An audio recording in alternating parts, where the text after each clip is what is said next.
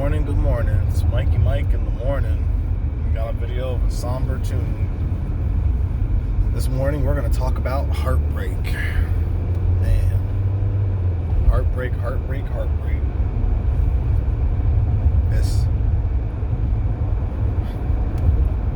How do I even begin this video? Have any of you guys ever experienced a heartbreak before?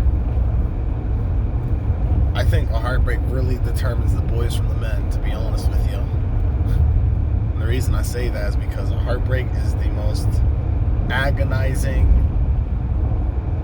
awful, most terrible, just unenjoyable experience you will ever undergo in life, next to a death of a close one.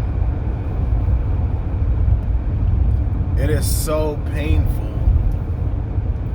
The only way to describe it is a slow death by 1,000 cuts. And to be honest, I think I'm being generous with that number. It is like a slow death by 1,000,000 cuts. It is so painful. So painful. The only way I can describe it is as a slow, agonizing drip into a pool of acid where you slowly melt away and you wish you were dead. Gosh, is it painful.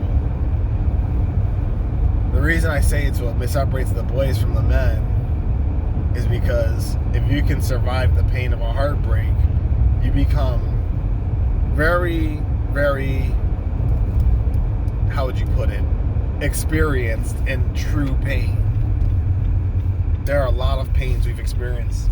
We've all had our heart broken in school or, junior high school, something like that. You had a little girlfriend.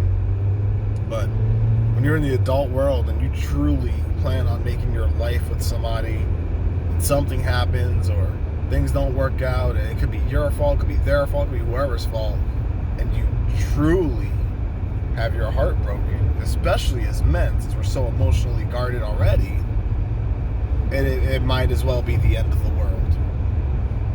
It's that painful. Here's what I'll tell you. If the heartbreak has to do with something like infidelity, you will relive that moment again and again and again and again and again. And each time you relive it, you will add another cut to the ultimate and untimely death of your heart. Gosh, you'll sit there and play it over in your mind over and over again, and you're going to try to find out another piece of evidence or details as to how it hurt you even worse. And it is ungodly painful.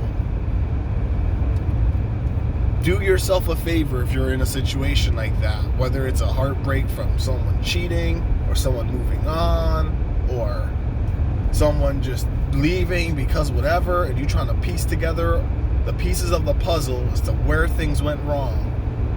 Do yourself a favor and stop. Stop. At the end of the day, it happened. That's all you need to know, is that it happened and it's done. And you can't turn back time. You can't change the other person, and you certainly cannot change the way things are now. The only thing you can change is yourself and your behavior. Thinking about it and living in that pain over and over again is a recipe for sheer disaster. Do not relive that pain or that episode and ask for all the nitty-gritty details and try to understand and Inspector Gadget sleuth find what went wrong or what could have been different or what the experience was between you and that, between them and their new lover, whatever. Don't do that to yourself. You'll be in so much agonizing pain I'm telling you, you will wish you were dead. I keep putting it out there because there's so many people that commit suicide or hurt themselves or just lose their jobs because they don't know how to cope with that pain and that emotional trauma, because it's that intense that they take the unhealthy route of living it again and again in their own self-imposed prison.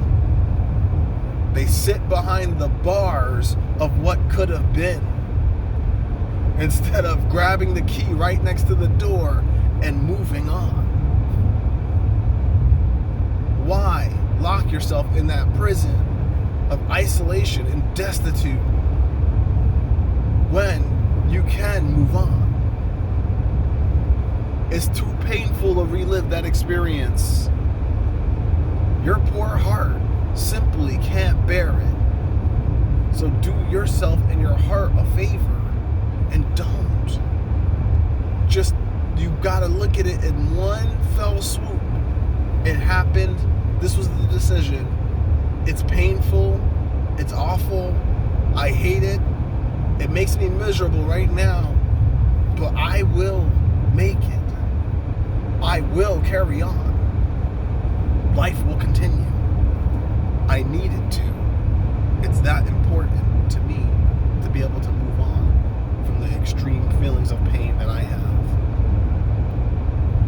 Heartbreak can make or break somebody. But like I said, you can't let it make you bitter. You cannot let it make you bitter and so guarded that you don't give your heart to anybody else. That's not fair to you and the world, because your heart has so much to give. And then B, you got to be able to be strategic with who you give your heart to, so then it don't get broken again.